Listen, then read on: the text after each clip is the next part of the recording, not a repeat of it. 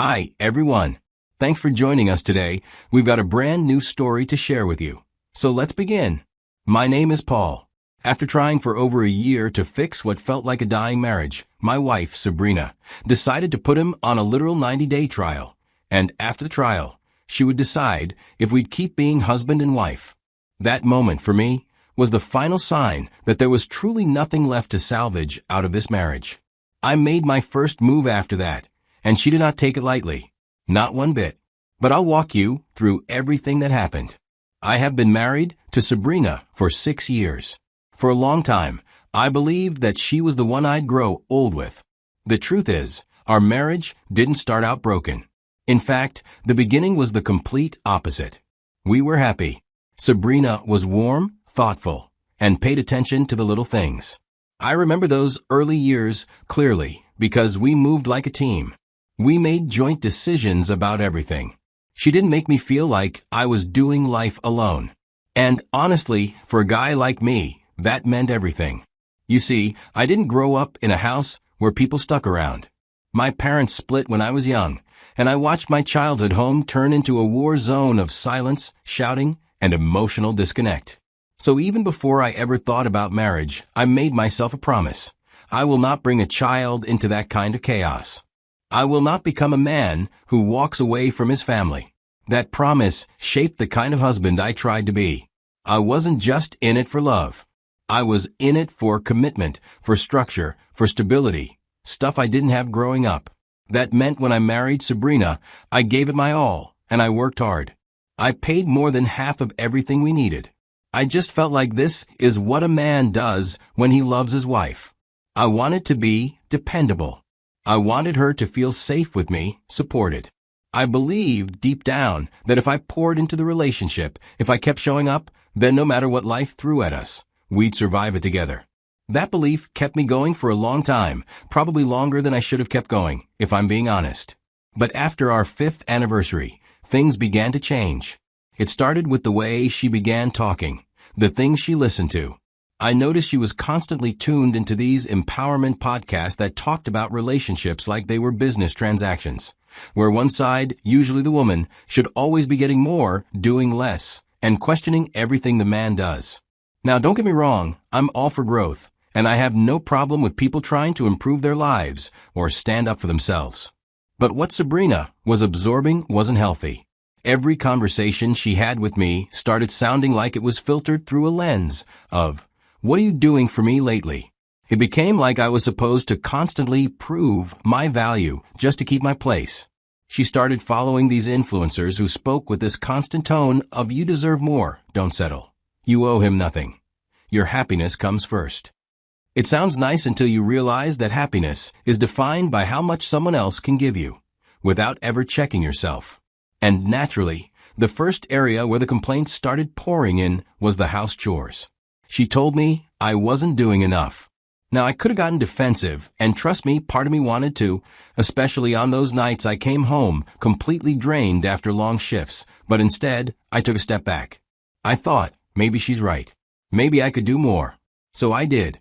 I didn't want her to feel overwhelmed, and if pitching in more would make her feel loved and supported, I was willing to do that. Whatever she pointed out, I tried to take care of it. But no matter how much I did, it was like I was invisible. My effort didn't matter. Every little disagreement we had would end with her withdrawing for days.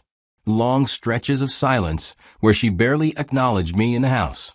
And when we did have company, she found ways to take jabs at me in front of her friends. It got to a point where even compliments were wasted. Physical affection became rare, too, and when it happened, it wasn't because we were connecting. It was only when she felt like it or when she was in the mood. It stopped feeling like love and started feeling like a reward I had to earn. And slowly, I found myself walking on eggshells, just trying to avoid anything that might set her off or trigger one of those long, cold silences again. She started having nights out. At first, it was once in a while when she claimed to have drinks with coworkers, a girls' dinner. But it became frequent. She'd leave and come back late without saying much.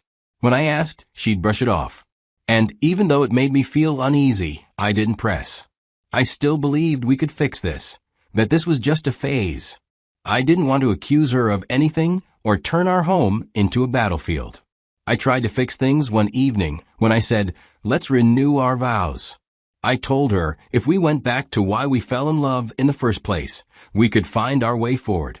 I even suggested therapy. Told her we didn't need to be broken to benefit from it, that it could help us communicate better, clear out whatever was blocking us. I said we could just talk openly, without judgment or point scoring.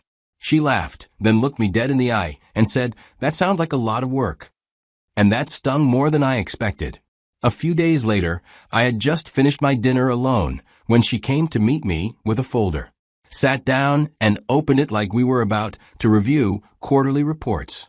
She said, instead of all that talking and therapy you're so into, we're going to do a 90-day trial.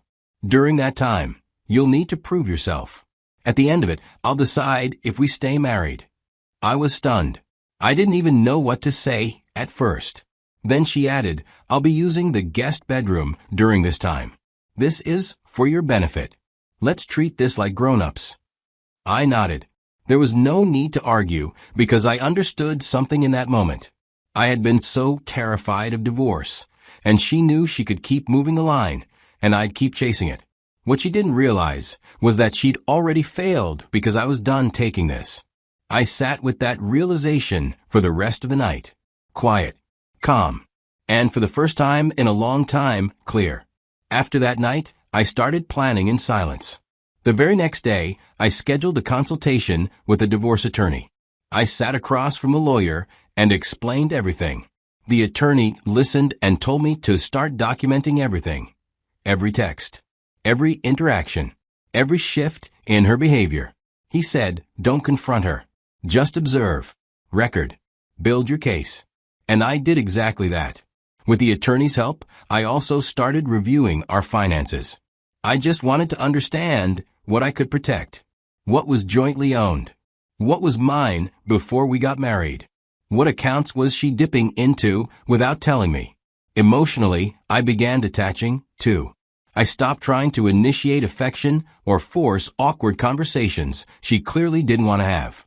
I stopped reading meaning into her mood swings. Instead, I poured all that energy back into myself. I signed up for a gym membership again.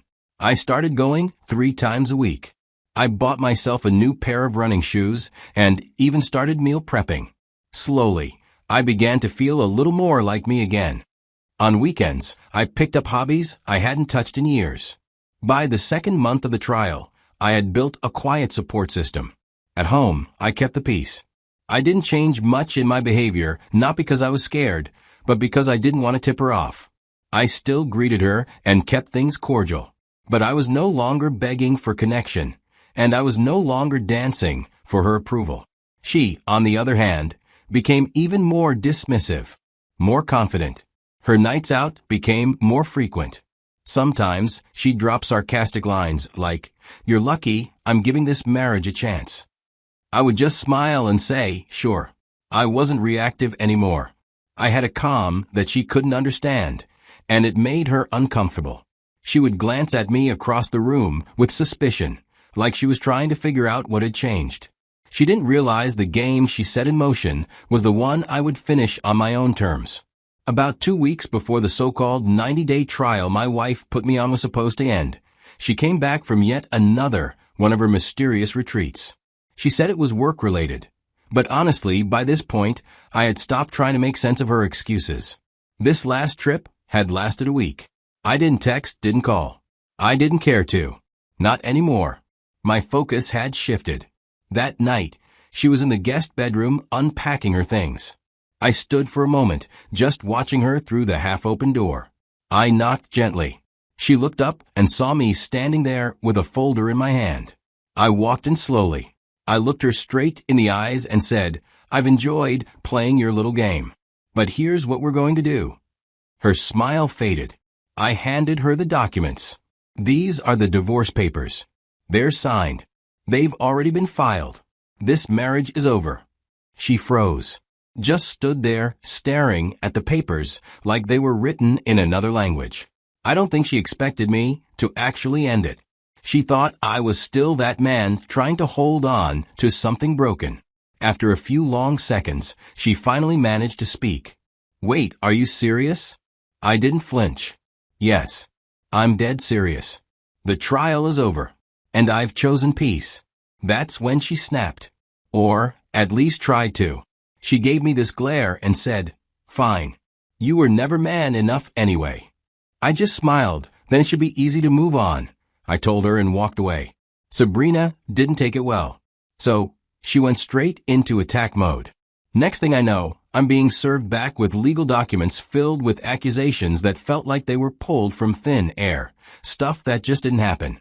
Claims about emotional neglect, financial control, and even vague implications that I was aggressive during disagreements. At first, I was shocked, then I got angry. But I had to remind myself this wasn't personal anymore. It was strategic.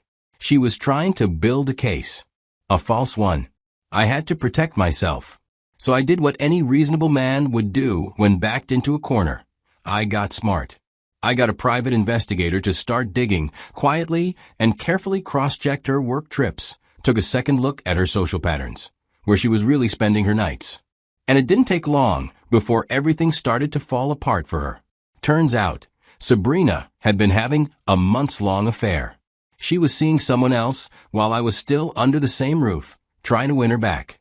It was clear that the 90-day trial wasn't about saving the marriage. Looking back now, it was nothing more than a delay tactic. She was buying time, probably figuring out how to position herself better for the inevitable divorce she already had in mind. When I brought that evidence to court, the tone shifted completely. Her lawyer tried to pivot, to downplay, but the facts spoke for themselves. It was no longer a case of, he said, she said. It was a case of betrayal, and that changed everything. Eventually, the court ruled on the division of assets months later. Despite all her bold claims and smug little hints during our trial period about how she'd walk away with more, how I'd regret not trying harder, it became clear to her. She didn't get as much as she expected. The court saw through the smoke and mirrors, and that smug confidence she had evaporated the moment the final verdict came down. I sat there quietly as it all unfolded. I walked away knowing I had done everything I could, and when it was time to stand up for myself, I did. Looking back now, I realize I should have left a long time ago. It's easy to see that in hindsight. But when you're in the middle of something, especially something like a marriage, you keep trying. You keep hoping things will turn around. But this hope costs you time, peace, and a piece of yourself you don't even notice are missing until you're completely drained. For me, it was fear. Fear of becoming another failed statistic. Fear of disappointing my parents, even though they divorced. Fear of admitting that I married someone who, over time, stopped choosing me.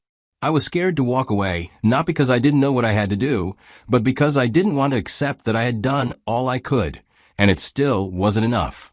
That fear kept me frozen, and Sabrina knew it. She knew I was afraid of divorce, afraid of the stigma, afraid of breaking up a home. And she used that fear to push every boundary, like testing how far she could go before I'd finally push back. But eventually, even the most patient man reaches his limit. When I handed her those divorce papers, I chose myself. I'd rather be alone and rebuilding than stay married to someone who made me feel like I wasn't even worth the fight. I had to stop waiting for her to change, stop waiting for her to appreciate me, to care, to act like my partner again. I won't lie and say I have everything figured out now. I don't. I don't know what's coming next for me. I don't have a perfect plan or a new love interest waiting around the corner. What I do have, though, is peace and freedom. And I'll be real with you, it feels good. Whatever lies ahead, I welcome it. Even the uncertainty. Because whatever's out there has to be better than living every day with someone who looked at me like I was a burden instead of a blessing. And for anyone out there holding on, hoping someone will come back to who they used to be, sometimes the strongest thing you can do is let go. So now I want to hear from you. What do you think about everything that happened? Do you think I made the right decision? Or maybe there's something you would have done differently. I'd really appreciate your thoughts, your experiences, even if they're hard to say. Drop them in the comments. Let's have a real conversation. If you're watching this and you're in a situation that feels heavy, Maybe it's time you ask yourself the same thing. Is what you're holding on to giving you life? Or is it slowly draining you day by day? Be honest with yourself. Because I wasn't not for a long time. And when I finally was, it changed everything. Thank you again for being here, for watching, for listening. If this story meant something to you, if it helped you see something clearer or feel a little less alone, please like the video and share it. Someone else out there might need to hear it, too. I appreciate you all, and I'll catch you in the next one. Take care of yourselves.